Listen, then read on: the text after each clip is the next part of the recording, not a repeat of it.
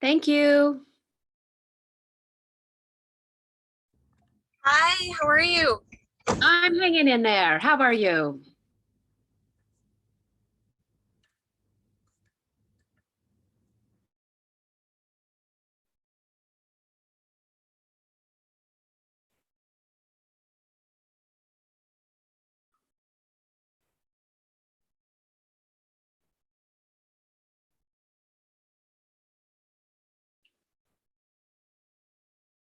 Super, and you have the recording already turned on.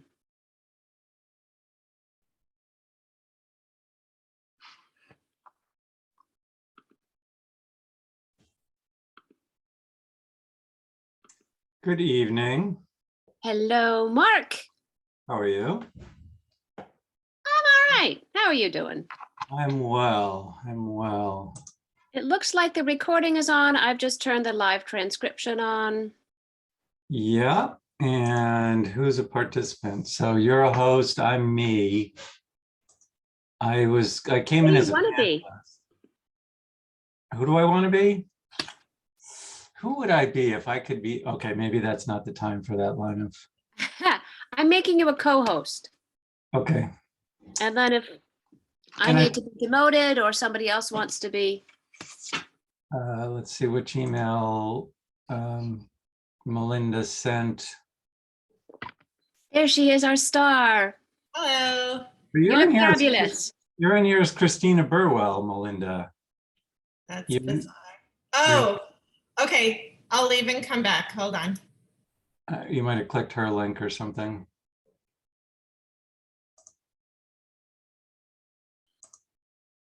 Well, if ever I was to have a doppelganger, I'll choose Melinda. Yeah, it could go far worse.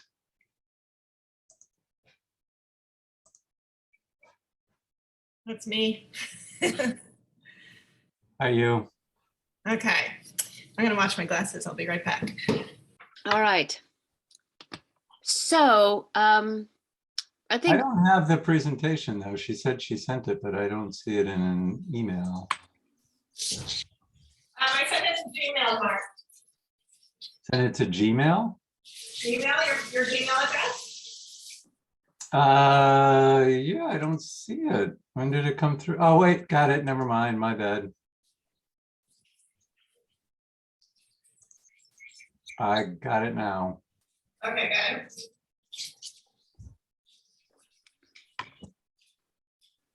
And you've been looking at it as a Google slide deck? Yeah. Okay, so everything should work in it. Gosh, I haven't tried present mode. I did the slideshow. You did? Yeah, so are you presenting, Christina, or me? How do we want to do that? When you say presenting, what do you mean?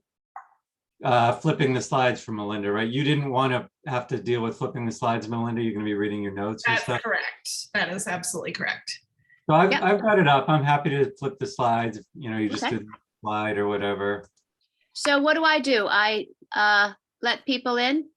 Yes. Yeah, I would wait, right? Like, we shouldn't get too anxious. Like, we can chat here amongst ourselves until Well, yeah. 7:28 or whatever.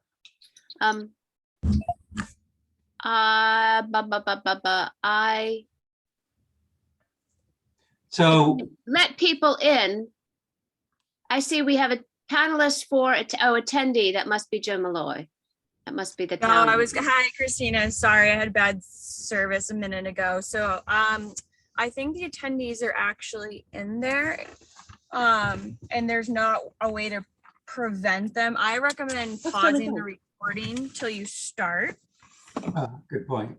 Okay. Just because Thank you for your patience, everyone. If you've just joined us, you probably already know that there was a little bit of a mix-up with two different meetings assigned at the same time. But you have arrived and we thank you for joining us.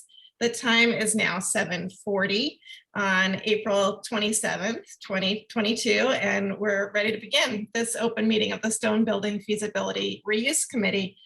We're running tonight's forum via Zoom. as posted on the town's website, although we all know what happened there.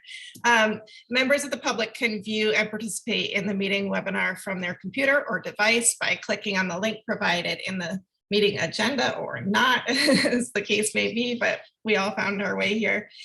Please note that the meeting is being recorded. Welcome, everyone, and thank you for attending this final public forum on the future of the Stone Building. I'm Melinda Nasardinoff, one of the 12 members of the Stone Building Feasibility Reuse Committee. The committee was set up in 2020 to look at the ways the stone building might be used in the community. A year and a half later, we're here to present what we've learned after many meetings, research, and community outreach. After our presentation, we'll be interested to hear your feedback and comments. Please hold them until the end. In case you're not familiar with this building, it is located at 735 Mass Ave near the intersection of Pleasant Street in East Lexington. The building long served as a branch library, but has been closed to the public since it was damaged by water in 2007. So if I can have the next slide, please. The committee goal, as outlined in its charge, is to preserve the stone building and explore constructive reuse by researching market demand and feasibility for alternative uses of the building, thereby supporting the town's investment to implement the preservation recommendations for the building that were made in the 2009 Historic Structures Report, or such recommendations as may subsequently be made. The building is also subject to deed restrictions, and I'll be saying more about all of that in a few moments. Next slide, please. First, let me give you a little background on the building. It was built in 1833 by Eli Robbins, a businessman and civic leader in East Lexington, to serve as a Lyceum lecture hall and residence. The Lyceum was an early form of adult education and that became popular in the 1830s. Modeled after Aristotle's Lyceum in ancient Greece, these early 19th century Lyceums were a place for people to gather for lectures, music, poetry, and discussion. Not coincidentally, the stone building was built in the form of a Greek temple with Doric columns across the front and was decorated with motifs of the Greek Revival style, both inside and out. The building's designer, Isaac Melvin, he used illustrations from two architectural pattern books, one of which was brand new in 1833. The stone building would also become the site of abolitionist activity. Robbins and his family were strong proponents of abolition. Leaders of the abolition movement, excluded from speaking elsewhere in town, spoke here, including Theodore Parker, Lucy Stone, and Charles Sumner. The Middlesex County Anti-Slavery Society held meetings at the hall. The building also became the site of religious services for the residents of East Lexington, led first by Charles Follen and subsequently by Ralph Waldo Emerson, a leader of the Transcendentalist movement, and others until the neighboring Follen Church was completed in 1839. The stone building is listed on the National Register of Historic Places for its architectural merit as an example of Greek Revival architecture and for its association with the Robbins family and the development of East Lexington. Ellen Stone, a Robbins family descendant, sold the building to Cary Library in 1892. She later donated the money back to the town. After serving as a branch library for more than a century, the building was damaged by water when a pipe burst in 2007. Next slide, please. In 2009, the town hired a team to prepare a historic structures report and recommendations for rehabilitation and reuse. This report contains all sorts of valuable information and documentation about the building, and you can read it online. There's a link to it from the committee's website. After more than a decade, some of the information in the report needs to be updated due to changes in code and, of course, cost estimates that are now more than 10 years old. Although the building has been unused for 15 years, it's relatively stable, but in need of restoration and rehabilitation in order to be usable. A lot of original material remains. There are lots of details inside and out that are original. But as you can see here, some details are missing. In this case, here's a fireplace surround, which may have been damaged in the flood, and it's completely missing. Because it was used as a library for many years, parts of the original building were reconfigured to allow for better use of space at the time.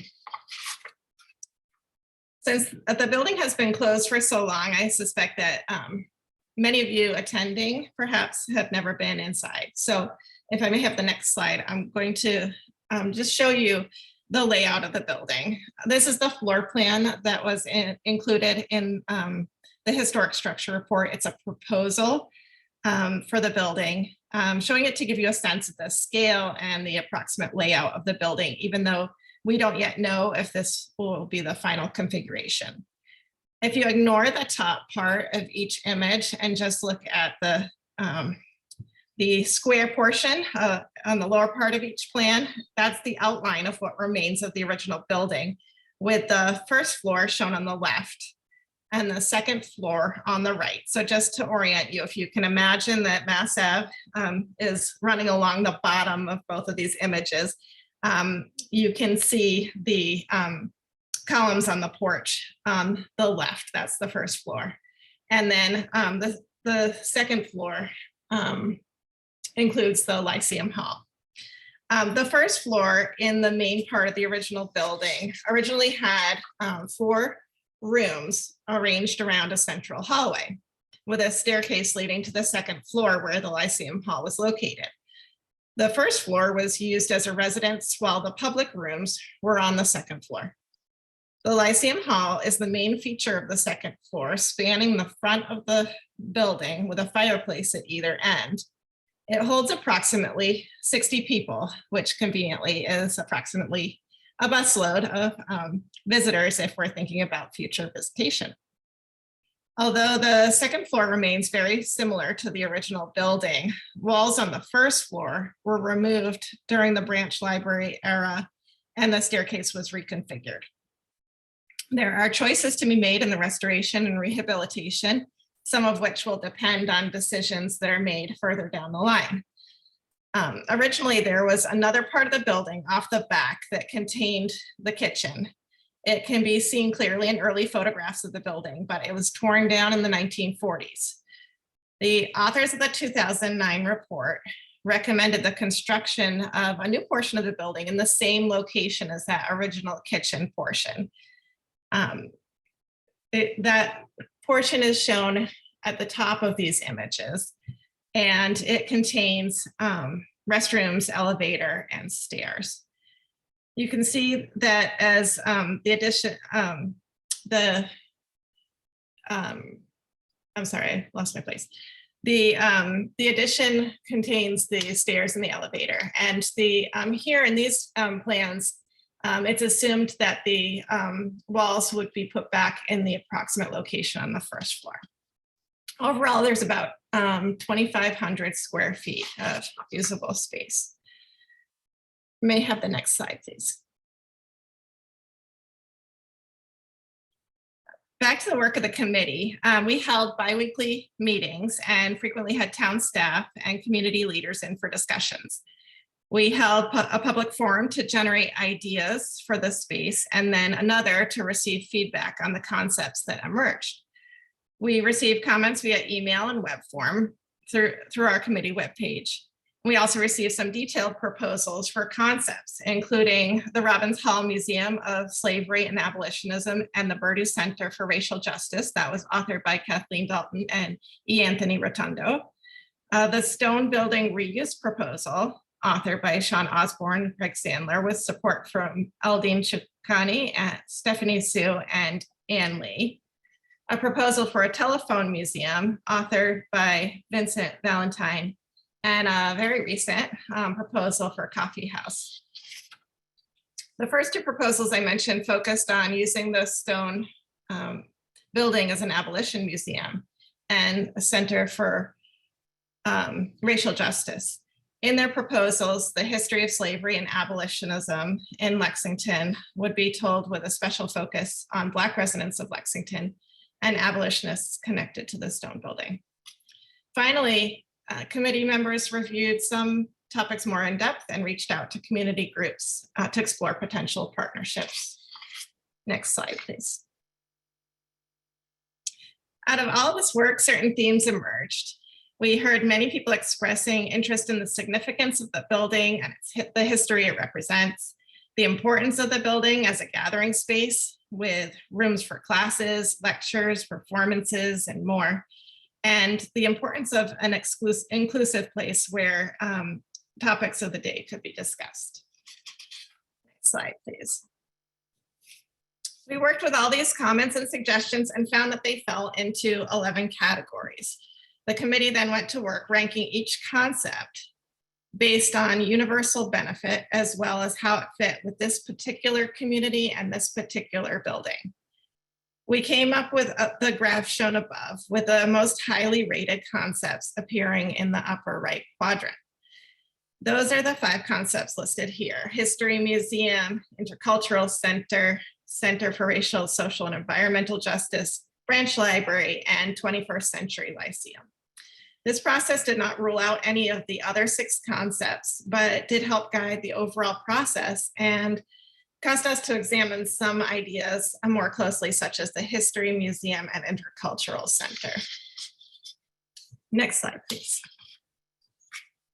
The committee also was guided by townwide goals, such as the Lexington Next Comprehensive Plan and new select board goals, both still in development, but both clearly prioritizing diversity, equity, and inclusion, historic and cultural resources, recreation and community gathering, well-maintained public facilities, and thriving local economy. The community needs assessment, written in 2020, identified a lack of indoor space in the community and rated cultural performances, performing arts, senior programs, enrichment, and historical programs as high priorities for program investment. The committee is noting that April 2025, the date of the 250th anniversary of the Battle of Lexington, which will include townwide activities that could include the stone building. Finally, the stone building could be a key feature of the proposed Mass Cultural Council Cultural District along Mass Ave, extending into East Lexington. Next slide, please. As I mentioned earlier, Ellen Stone included restrictions in the deed for the building. Suitable uses included the possibilities listed here. Many of the concepts fit well with what Ellen Stone envisioned more than a century ago. It's worth noting that last October, the Cary Library Board of Trustees voted not to pursue a municipally funded branch library in the stone building. The board encouraged the committee to pursue other options as put forth in the stone building deed. With that said, Director Corin Stembridge also indicated that she and her staff would be willing to partner on local history and other related programming presented in the stone building. This brings me to the vision for the future of the stone building, if I may have the next slide, please. This vision has emerged from all of these discussions and considerations. The overarching theme for this vision is a 21st century Lyceum, bringing us full circle to the building's origins. As it turns out, the concept that Eli Robbins imagined for the building is just as relevant today as it was almost 2 centuries ago, only with a few changes to make it relevant to modern day users. Historical interpretation of both the building and its context is a vital part of the plan. Finally, informal gathering space together will help bring the building back to life. Next slide, please. What exactly is a 21st century Lyceum? A modern Lyceum would include lectures, cultural events, and programs. It would consider present day social issues such as DEI, environmental, social, and racial justice. It would incorporate modern technology, to engage with audiences beyond the walls of the stone building. And with all of this, inclusion is essential to the goals of the vision. Next slide, please. Historical interpretation is an important part of the plan. The stone building presents a genuine and relatively unique opportunity to engage our community and visitors in learning about the complexities and contradictions that make the study of the past so important, compelling, and exciting. In particular, discussions of race, as well as the history of women, democracy, civic action, and reform are well suited to the building's history. Connections to present day issues make this all the more relevant to today's audience.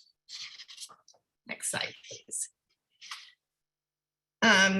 Educational opportunities are many. This includes school field trips, engagement with the local schools, both their social studies programs and history programs as well, partnerships and programs with the curriculum, developing curriculum, professional workshops, interactive programs, college students, and volunteer opportunities. Next slide, please. Committee members look forward to seeing people using the stone building as a gathering space. When not in use for lectures and programs, the Lyceum space on the second floor could be used as a meeting room for corporate retreats or community organizations. The committee also envisions casual drop-in space, possibly on the first floor with comfortable seating. Other amenities might include a resource library, restrooms for visitors and bike path users, small cafe and or vending machines, and the use of surrounding outdoor space as well. Next slide, please. Potential partners include local organizations, schools, and town municipal departments. The committee has been in touch with many of these, including public and private schools within Lexington, Cary Memorial Library, the Recreation and Community Programs Department, Lexington Historical Society, and numerous other organizations. We encourage organizations and individuals to be in touch about ways that they might be involved. I wanted to mention that we have members of the Stone Building Advocates here with us tonight who are eager and willing to play an active role in developing programs that connect historical interpretation to contemporary issues. Next slide, please. Potential users of the building include children and adults, including seniors, with programming geared toward each, as well as family and multi-generational programming. The building holds many opportunities for teachers and students, including workshops, hands-on programming, and field trips. Bike path users may see the building as a destination or a welcome stop along the way. Residents and visitors may be attracted to the unique history of the building, as well as the programming and casual atmosphere. Finally, with today's technology, people around the globe can connect with what's happening at the Stone Building via online participation. The building has the potential to hold special meaning to all these groups as they engage with the content and the building's new purpose. Next slide. Oh. The type of funding that we anticipate depends on which phase of the project we're talking about. Community Preservation Act funds make the most sense for the restoration of the building, along with possible grants as well. These funds can only be spent on certain categories, one of which is historic preservation. CPA funds are not used for building a new police station or high school, for example. Other grants might be available to support the restoration. Once we start talking about operational expenses, like staffing and programming, as well as maintenance, we anticipate that some ratio of town, nonprofit, and/or community organization collaboration will be needed. The committee has examined similar buildings and their organizational structures. There's likely to be some income from programming and possibly from event rentals or the lease of office space. Next slide, please. So the first conclusion that we came to is that the highlight of the Stone Building is the Lyceum. It holds possibility for many aspects of our finding and vision. This historic room links the past to present and future. The 21st Century Lyceum fills the needs expressed by the community and aligns with the mission of Cary Memorial Library, which is to ignite curiosity, engage minds, and connect our community. It aligns well with Ellen Stone's deed, and it's forward-looking with an eye to the past as well. Next slide, please. The Stone Building is a National Historic Treasure. There's so much history wrapped up in the building and so much possibility. The restoration needs to start as soon as possible. Next slide, please.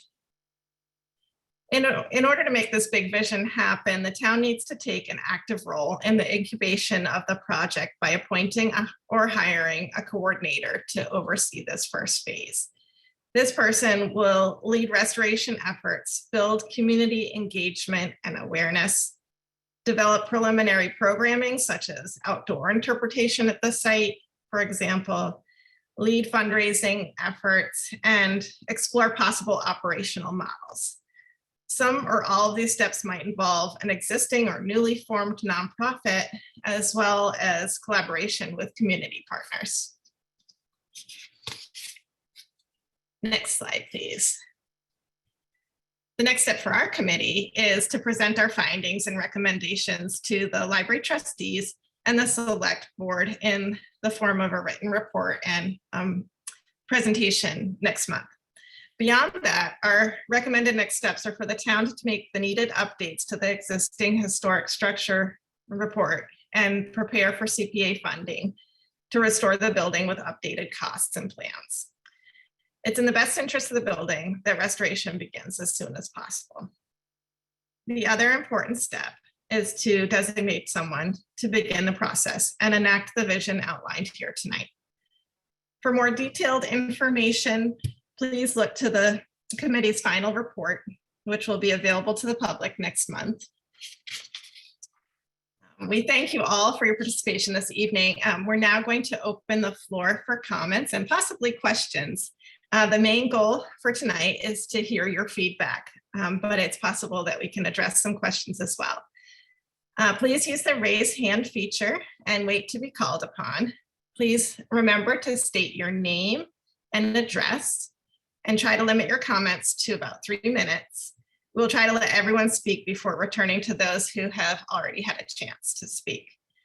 Please speak clearly and remember to mute your phone or computer when you're not speaking. So don't be shy and go ahead and use the raise hand feature, and we'll try to go down the list in order.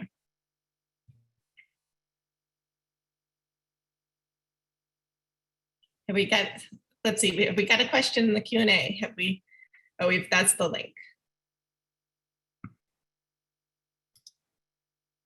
Oh, looks like we have a hand raised. Rosemary, you have the ability to speak. Rosemary. Yeah, thank We can you. hear you. First of all, thank you for all your work. It's just so impressive. And as a former history major and teacher, it's so exciting to see history today, and so exciting and so alive as we look at the past and the present. And I think the history of the past really helps us understand the present. And I love your focus on racial justice and democracy, which I think are so tightly woven together in the past and today, and everything you have said. And I just want to thank you so much. And I hope to work with you in making this become a goal. So just thank you. You've done a lot of work. Thanks so much, Rosemary. Appreciate it.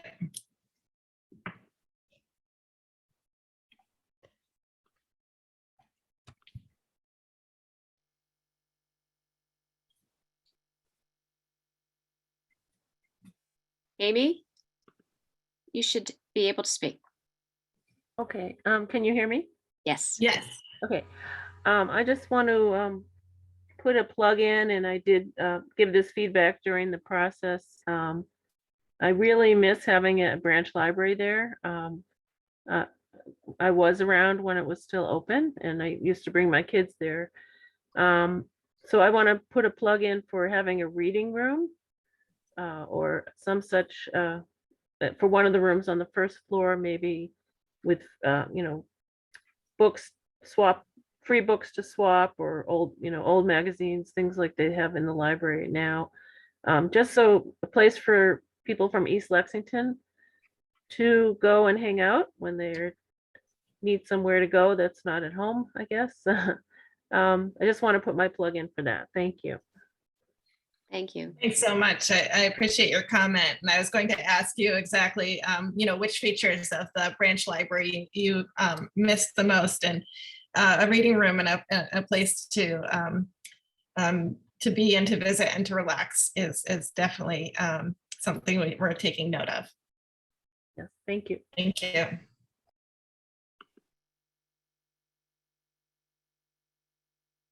Jesse, you've got the floor. Thank you. I have a question and a comment. Can I ask my question first? That will influence my Sure. comment. Yes. The question is, the Lyceum is up on the second floor, and I know that for those of us who, still would like to see even Monroe Center have an elevator that the town could have maybe done 10 or 20 years ago. I couldn't see on the plan you put up whether you're already making it clear that it would be really important that, CPA money be used to restore the building, but also to make sure that the cost of the elevator would be a high priority from the get-go. Is that something you've talked about? Accessibility is like non-negotiable, and it will be included in the changes in code. Well, I mean, I don't think that is even a change from the 2009 report, but some of the details of how it's accomplished might differ from the proposal in the 2009 report. But accessibility is absolutely going to be a consideration moving forward. Does that answer your question?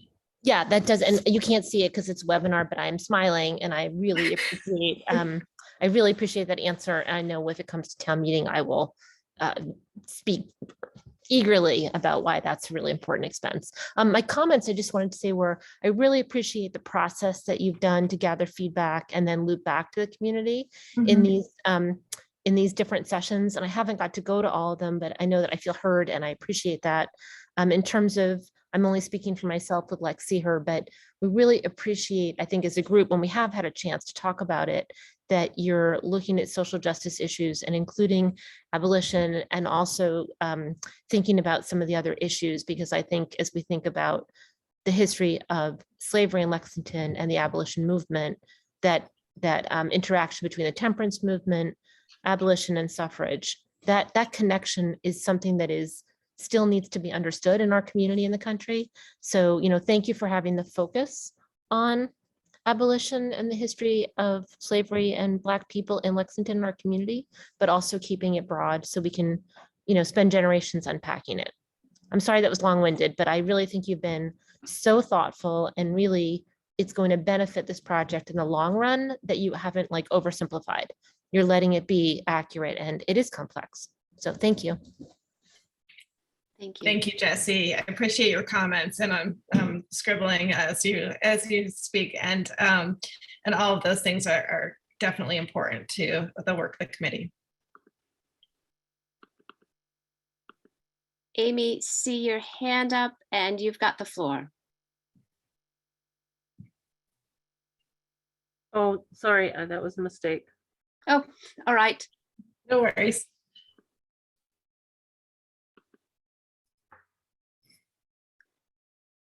Does anyone out there see themselves as a user, how they might interact with some of the things that we've talked about tonight?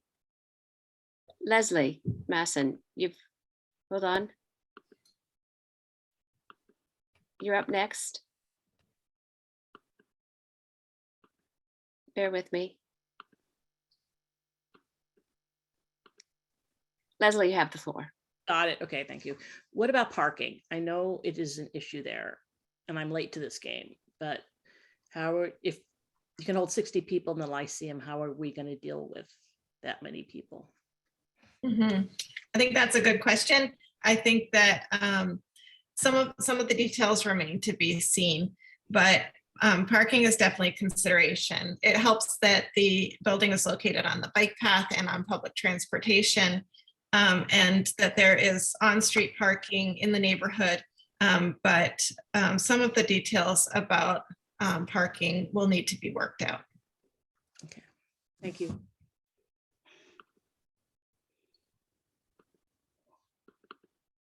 Okay, Gretchen, I've got you. But this has happened.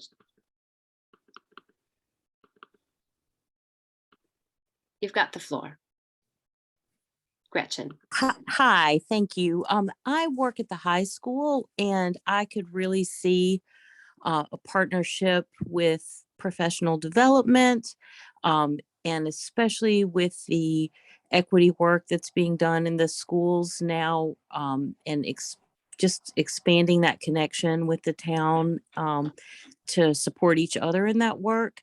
And I also lead an anti-racist educator alliance at the high school, and I could really see that being a space to have conversations. And I was so excited to hear about this project, and I'm late to the game also, but I'm really happy to be here listening to you all tonight, and I appreciate the work that you're doing. Well, we're glad you're here. Thanks so much for your comments, and Sure.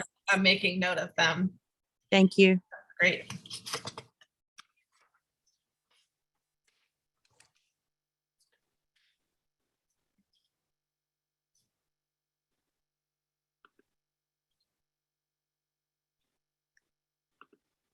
Lauren Smith, you have the floor.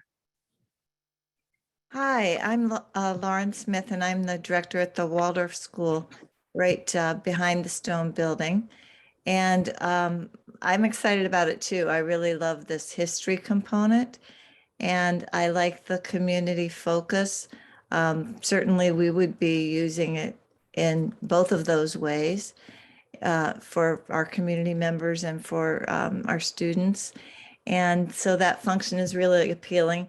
The parking would be a consideration that, we would be concerned about for sure.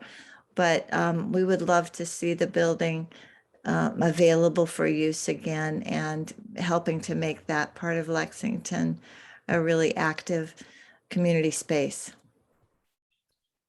Thanks so much, Lauren. Yeah, thank you Oh, for go the ahead. wonderful Go ahead. idea. Did I interrupt you? No, I just wanted to, again, thank you for the wonderful work that's gone into this and the ideas that you've brought forward. Thanks so much. We're really excited about the possibilities of collaboration with the area schools. So we appreciate your comments. Leslie, you have the floor. Leslie Hoyt. Hi, this is actually Carlos Hoyt, but Leslie Hoyt is right beside me. So we're Carlos and Leslie. We've been in town for not as long as some people, which is generations, but long enough to have raised our kids, at least here in this house. They didn't go to school in Lexington because way back then we were actually concerned about diversity. So we ended up outsourcing them to other places. But we just wanted to say we're so grateful for this extremely visible commitment to making Lexington a place, that can be a source of all the things that are on the docket, in terms of the vision, but particularly the inclusion and the attention to issues around social bias and particularly race. I work in the DEI space, as we say these days. And in September, I'm actually running a conference at the Fallen, right next door around race and racism. And it's really exciting to know that there'll be another space just yards away that's available for this kind of. So thank you for all of that. Thanks so much for your comments, and thank you for being here tonight.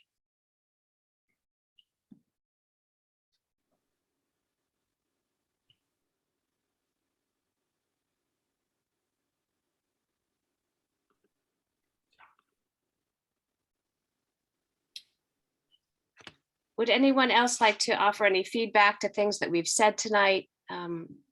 Talk about how you would find yourself or your neighbors using the building with the vision that we have put forth tonight? Rosemary, you have the floor.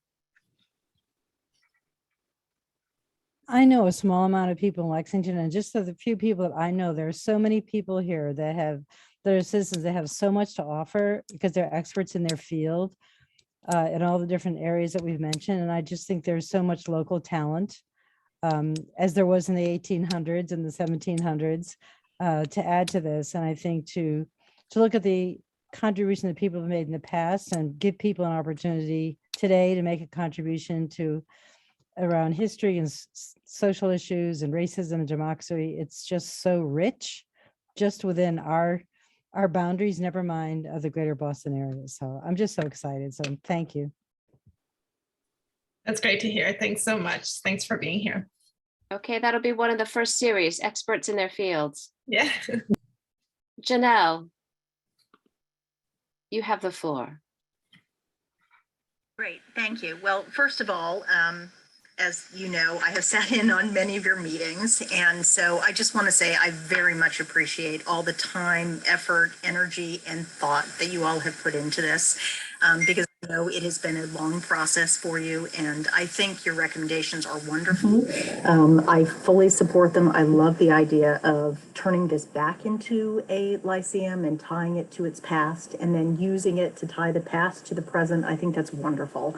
And I really think that what you're proposing is something that will really speak to a broad range of Lexingtonians of all ages, and also be a way to engage people in surrounding communities and, you know, even people outside of this area who just might be interested in this sort of more, I guess, a new part of Lexington's history, you know, that sort of moving beyond what everyone knows about Lexington and talking about something different. And so I really love that. And I love the idea that this could really tie into all the DEI work that the town is trying to do. And I also wanted to speak very much to your recommendation of having a coordinator.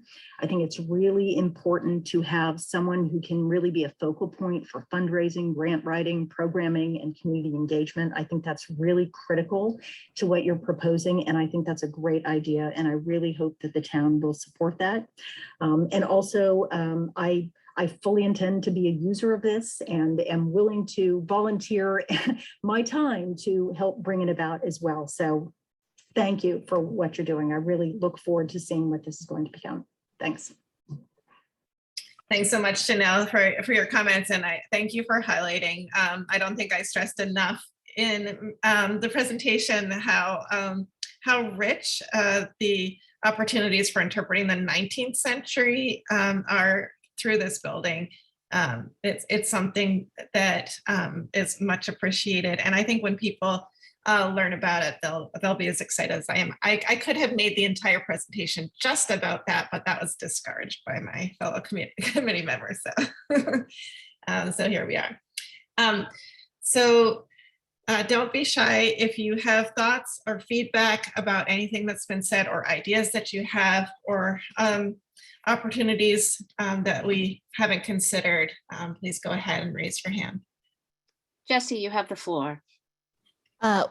As a user, I do think it'll be great to see how you explore that kitchen component. I think when there are presentations or concerts, if there's some possibilities for partnering with local vendors or caterers or something like that, you know, I hope that you're able to fit in whatever's needed in a kitchen to take advantage of even like a small coffee shop feel. Just wanted to add that because I forgot. Thank you. Thank you, Jesse.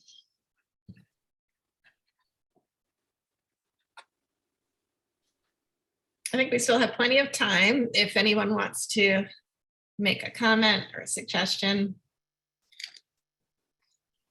And I'll also say, because sometimes these things, once they sink in a little bit, and folks have comments, we are putting together a report in May, so we're still open to hearing folks, and you can find our email on our webpage on the town website. That's a great point. Yes, you can reach us via web form or email.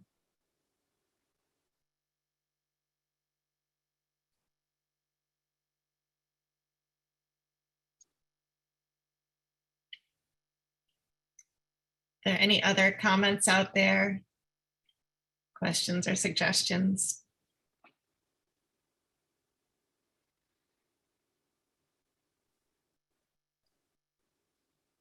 If not, then I think that we're ready to wrap up. But Yes, as we say, sorry, we have one more. oh, good. I'm happy. Tony, you have the floor. Actually, it's Tony Rotundo's computer, but it's Kathleen Hi, Dalton. Kath. And I just wanted to say that there were some people who were planning to speak tonight who were not able to come.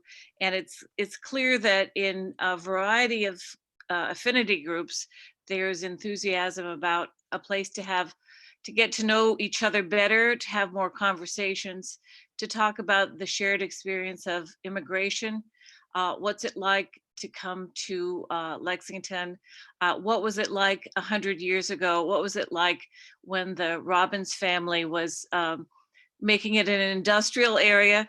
There are other people who have spoken up in previous meetings about the potential for tourism. And clearly, one of the things that the Lexington Historical Society has been doing is broadening the range of topics. And clearly Lex See Her is a very important group in town that's also trying to tell new stories. So I think in some ways, the Stone Building can work in coordination with those groups and the schools to tell new stories, but also to try to listen to the community and some of the people who feel they haven't been heard.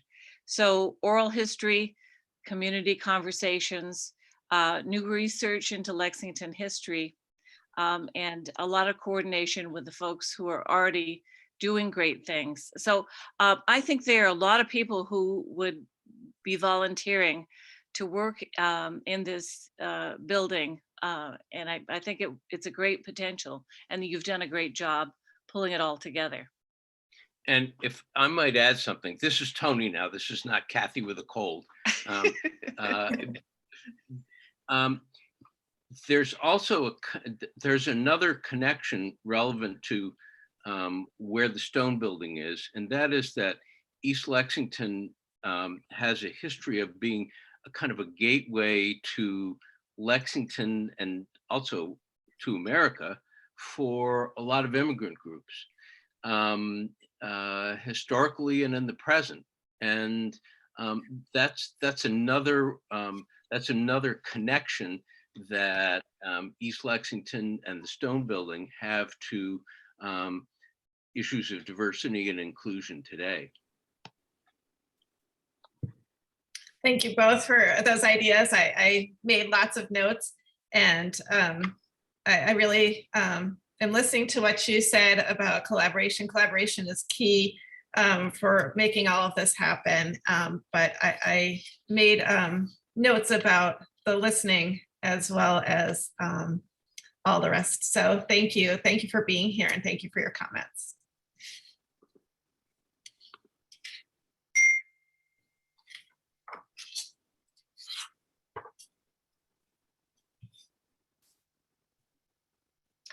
I think some of our attendees, oops, Toby Ward, I see.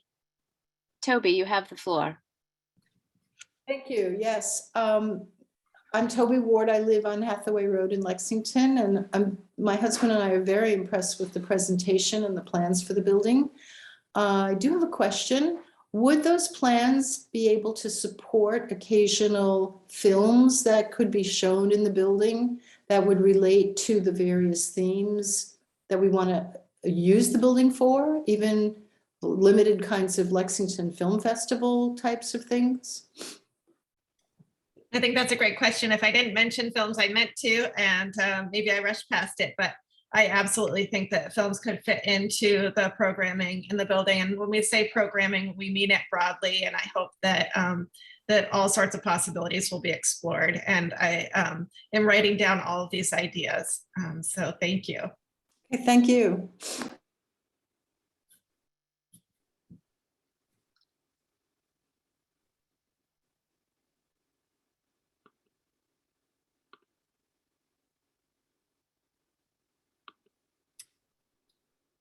One of the things that we've discussed is ways to incorporate technology that's part of what makes the Lyceum idea modern. And so ideas like the one we just heard are encouraged. If you have comments or suggestions, we'd love to hear them.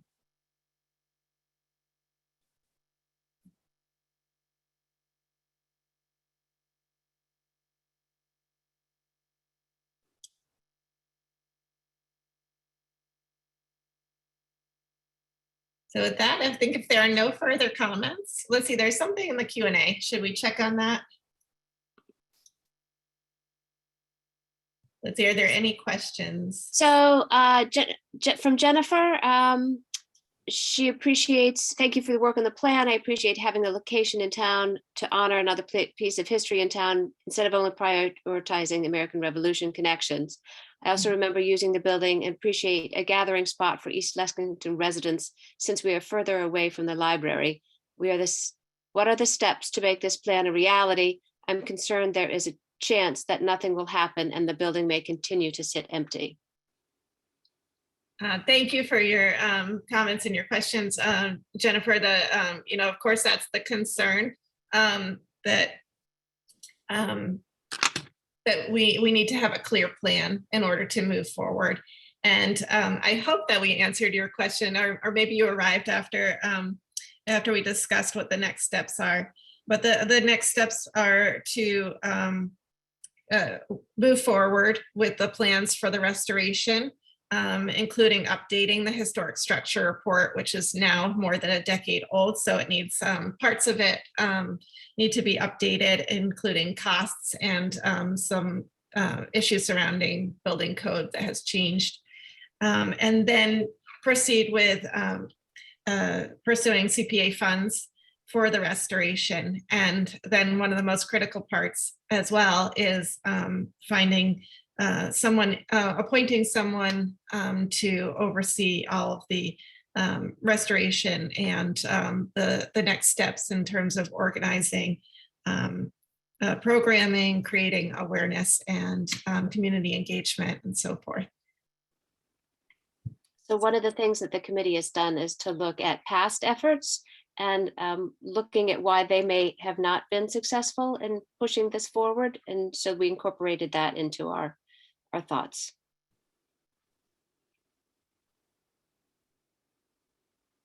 I appreciate all of your persistence in finding your way to the correct webinar, and I'm sorry about the confusion. We're glad that you joined us.